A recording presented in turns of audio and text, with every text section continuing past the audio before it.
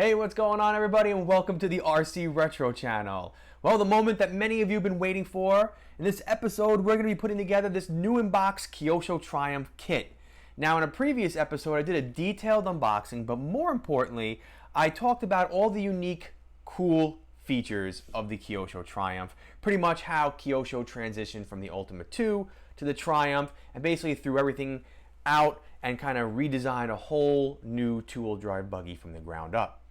So I don't want to kind of repeat myself, so if you didn't see that episode, no worries. I'll post a link in the description down below and you can check that out and watch that another time.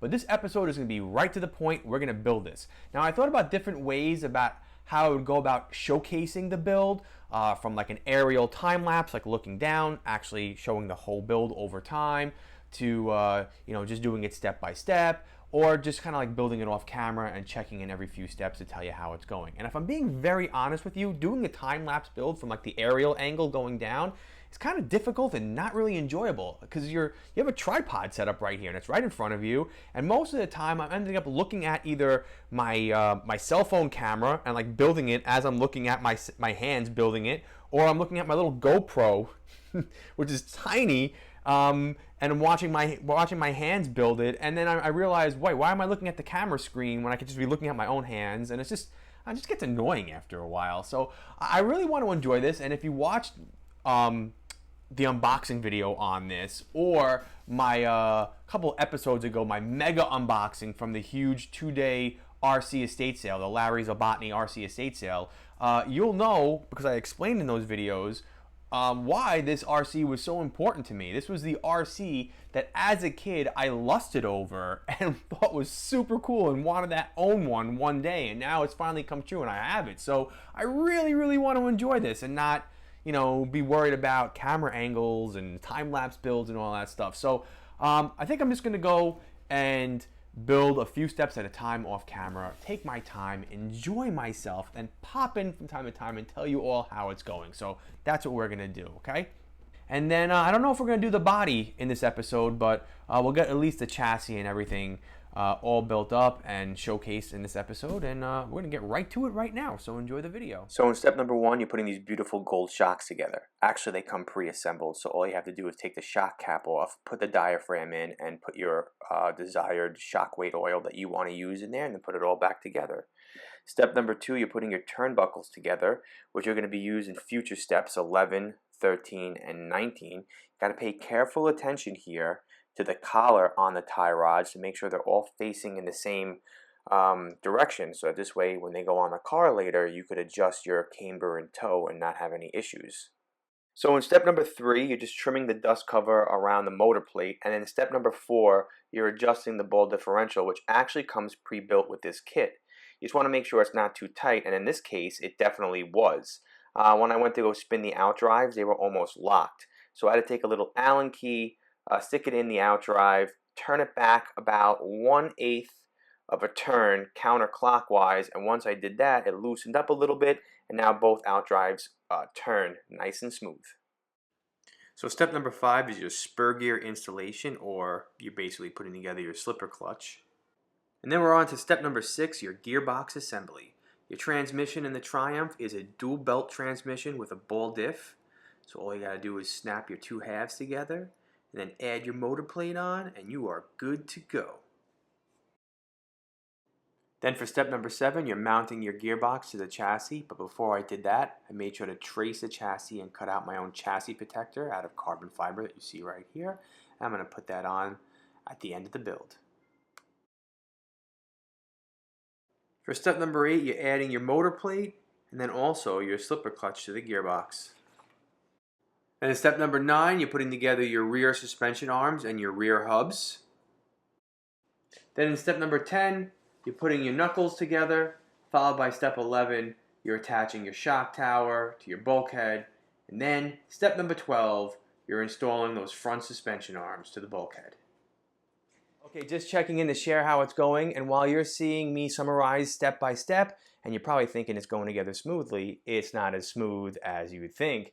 It's actually a little bit more challenging than I anticipated. I'm really used to putting together a lot of the Kyosho Legendary Series RCs that you see over here, the Optima, for example, the Optima Mid actually, and those fit together perfectly. This one, not so much. And let me just share and explain what's going on. So first off, in step number 2, yes, I already had issues in step number 2. You're putting your tie rods together. My manual says from the inner part of the ball end to the inner part of the ball end, it's 86 millimeters, and that is impossible because the tie rod itself is only 60 millimeters. So I reached out to the Kyosho Triumph Facebook group. A couple of the members on there assisted me with this. Somebody sent me back a picture of a scanned image from a manual that is on Competition X's website. And sure enough, on that manual, it says from the inner part of the ball end to the other side, the other inner part of the ball end, it's actually 49 millimeters. So why does it say 86 millimeters in my manual? Is there a typo? I don't know. But interestingly enough, once you make the tie rod where it's 49 millimeters from inner to inner, and if you were to measure the outer parts, outer to outer, it is pretty much 86.5 millimeters in length. So I guess just a typo in my manual, right? And then we go over to step number 8. And step number 8 has 2 steps to it. The first step calls for you to mount your motor guard onto the back of the gearbox. And it says you do that with these 2 M2 6x6 screws. I couldn't find them. They were non-existent. I went through the entire kit looking for these 2 screws until the little light bulb went off on top of my head and says, hey, there was a mistake with the tie rods. Maybe there's a mistake with the screw. Maybe you should check the Competition X manual that's online. And I did that, and sure enough, nope, that manual calls for 2 6x10 screws. So I went into my screws and I found those 2 screws and they went in easy peasy, right? So another mistake in my manual. Same step, step number 8, you have to also put the suspension guide on the rear of the chassis, one of the plastic ABS pieces. And mine, my plastic suspension guide did not fit over the chassis. It didn't sit smoothly on there. So I just took a little hobby knife and just scored a little bit of the inside of that piece. I did not compromise the integrity of that piece. I know some of you are probably saying that by me doing that, that's gonna make it easier for it to break, but I just very lightly went over it, just cleaned up the inside a little bit, and sure enough, I took a little sandpaper and just sanded the side of the chassis as well, where that side goes over, and as soon as I put it on, it just snapped right into place. So that was a quick little fix right there. And then same steps, step number 8. It's really giving me a tough time. This is like the 3rd thing with step number 8. In step number 2, you got to put the spur gear through the gearbox. When it comes out the other side, you got to put 2 4x10 millimeter shims and lock them into place with E-clips, or with an E-clip. And when I did that, those 2 shims were jiggly and didn't lock into place, and I didn't know what was going on. And so I reached out to the Triumph Facebook group again, and somebody shot me a video of theirs. The name escapes me, I apologize.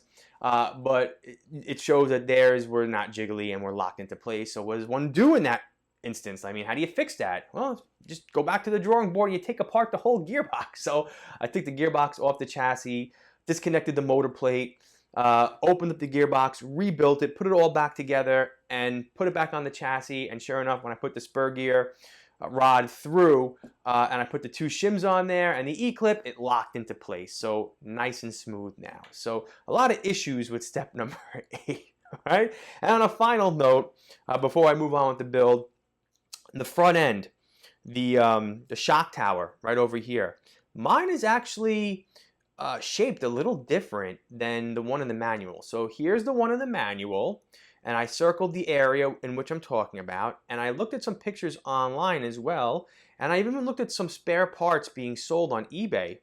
And then interestingly enough, I found the same spare part with the same number without that little bump out piece here in the corner. Mine does not have that little bump out piece, and that piece I guess has the holes positioned differently, or at least I would think, because of that little bump out. Is that going to affect the length of the tie rods and the travel and all that? I have no idea, but mine is not shaped like that. But the only thing I could think of is that in doing some research for the Triumph, I read somewhere that the original shock stay was kind of weak, so maybe Kyosho put out a new shock stay that's a little bit wider and beefier, just to give a little bit more support to the front end. You can see the picture on the left, which is the original. If you just put a little creativity there, and I penciled in some red over there. It's pretty much the same shape as the one on the right, which is wider and beefier, which came with my kit. So maybe they put that out for you to buy, but also put it with the later editions of the Triumph to replace the original shock stay. Interesting. I just thought I'd share that with all of you. So anyways, let's continue on with the build. We are up to, let's see, lucky number 13, servo linkage assembly. All right, let's continue on with the build. On to step number 13, you're going to be putting together your servo linkage assembly, which is your steering. You're going to have to make some slight modifications yourself. The servo link on the left and the right side needs to be trimmed about 7 millimeters for clearance purposes. So you got to do that. Then you're going to put everything else together. Step number 14 is your servo saver assembly. Again, you're going to make some slight modifications. You're going to remove the bottom row of circles or holes. And then step number 15, well, that's not really important because that's testing out your ESC and your servos, and, well, we're just going to skip that. Then in step number 16, you're putting your servo saver on and your steering arm. Now, step number 17 is a complicated step. There's quite a few things going on in here. Most notably, for me at least, you're mounting your bumper onto your chassis. And I say notable for me because, well, you can see right here, I cracked it. Yes, the bumper cracked as I was threading the screw through it. And yes, I was using the right screw. Then you're going to be taking your whole front bulkhead and your shock tower and your arms and mounting that to the chassis as well. And then you're putting your whole steering system in and of course your servo. So for step number 18, you're putting together your wing mount, and then in 19, you're taking that wing mount, attaching it to your rear shock tower and your rear hub.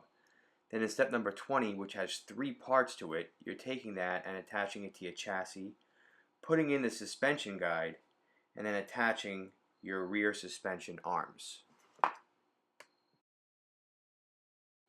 So we're going to skip step 21 and 22, which has to do with the motor and being installed. So in a follow-up video, we're going to fit this with electronics and the motor and all that good stuff. But step number 23 is where you install the battery holder, which has these very interesting battery clips. I've never seen them before, so I'll probably talk more about that at the end of the video. As for step number 24, we're putting in your top deck. You got to pay careful attention in this step. You got to make sure that you use a 30-degree kick plate, because if you don't, it's not going to fit. So they give you a 25 and they give you a 20. You got to make sure you use a 30. And then you're going to put your top deck on, and voila. It's coming along nicely. On to step number 25, which is putting in your ESC, which we're going to skip for right now because that'll be in the next episode. 26, you're mounting those beautiful gold shocks to the front and the rear. Step number 27 is your battery installation, but we're going to skip that because that'll be next episode where we bench test. 28, you're mounting your tires to your wheels, and I'll talk a little bit more about that later on in the video. And that's about it. And that is your Kyosho Triumph roller.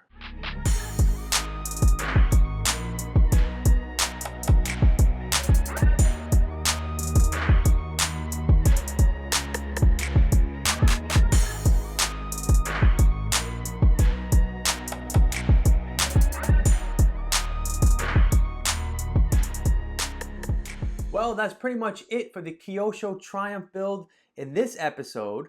In another episode, we're going to be doing the body, some stickering, getting electronics fitted into this. And we're not going to go too crazy with the electronics because I'm not going to go wild with running this. I'm going to do a couple light runs, just enjoy it, and eventually get it on the track for some fun and hopefully not hit tubing, not flip it, not break anything. Speaking about breaking something, well, as you saw, I cracked the bumper, at least the hole that you put the screw through to mount it to the chassis. And I reached out to some people on the Triumph Facebook group to see if anybody had a used one, so this way I could take this one off, try to preserve it by backing out the screw and not cracking it anymore, and then just using a used one on there while I run it. Nobody really responded to me that they had one. A couple of people referred me to another Facebook group called Manobet. Never really heard of it, and I think I'm pronouncing it correctly. But a gentleman on there, I think, designs aluminum parts for various RC cars, one of which the Triumph. But I have not seen anything on that Facebook group about an aluminum bumper, so I put a post out there, and I'm waiting to hear back if they do in fact make an aluminum one. In the meantime, I reached out to a designer on Shapeways. I believe they're called 3D Cooking. Again, does a whole bunch of various 3D parts for different RC cars, one of which the Triumph. And of course, when I went on there, he had everything on there except for the bumper. So I shot him over an email. A day later, responded that he would design one. And 2 days after that, he emailed me saying, hey, it's up on Shapeways, and I ordered it. So I have a 3D printed one coming. So as soon as I get that, I'll take apart the front end, put the 3D one on there, and get this out for some fun. All right. Something else that I just want to share with all of you is that step number 13, and I've never seen something like this before. Step number 13, when you're putting together your servo links, the manual calls for you to trim the plastic. I've never seen a car before in any of my builds where you take a piece of the plastic that's already molded off of a sprue and have to cut it to fit it into the car. Usually everything that comes on the sprues are designed for the car and are supposed to fit. This was not the case. So you got to be really careful because the manual says you should trim only 7 millimeters off of it.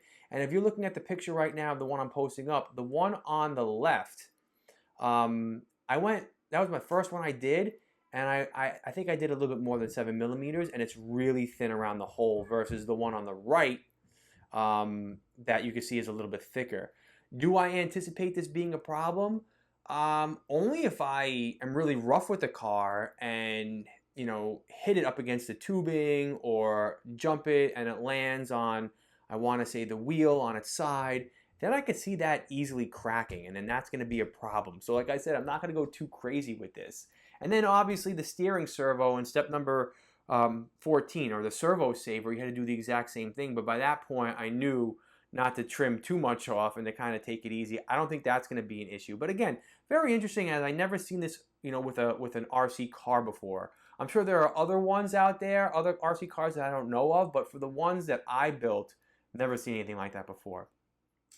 Something interesting also that I really like, that I think is a neat feature on here, are these clips for the battery retainer.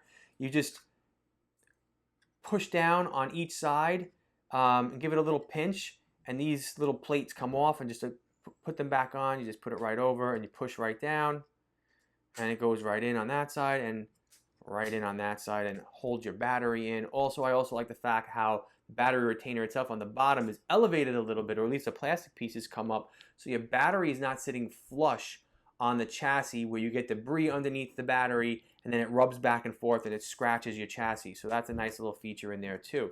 So pretty cool. Something I'm a little disappointed with is the quality of the tires on here. The tires, at least in the front, while they are very shiny and in excellent condition, and don't even have that waxy film on it like a lot of RC cars tires come with, they feel kind of hard, almost more plasticky than rubbery, if that makes any sense. The back ones are nice and soft too, but also, I don't know, don't have that nice rubber soft feel like many other RC cars of the modern age or re-releases come with. So on that note, I don't know if I want to run these tires and these wheels, not because it's probably not going to get the best traction out there, but because I don't want to ruin them. So I'm probably going to reach out to the fellows over in the Triumph group again and see if anybody has, older used ones that I don't mind nicking up and getting dirty on the track. So yeah. All right. Well, like I said, that's pretty much it for right now. Just putting together the rolling chassis. Next episode again will be the body, stickering, getting it fitted with electronics. Probably getting it out to a baseball field to test it out, just have some fun. And then eventually again, there'll be a third episode where we get it out on Phil's Deepwoods Speedway for some action on the track. So just going to plan on having some fun with this in the future. Again, this is my childhood dream two-wheel drive buggy that I lusted over, and it's awesome to have this in front of me built at this stage right now, okay? Well, that's pretty much it for me. Thank you so much for your support and checking out my lengthy video, and I guess I'll see you guys in my next one, all right? Take care. Bye-bye now.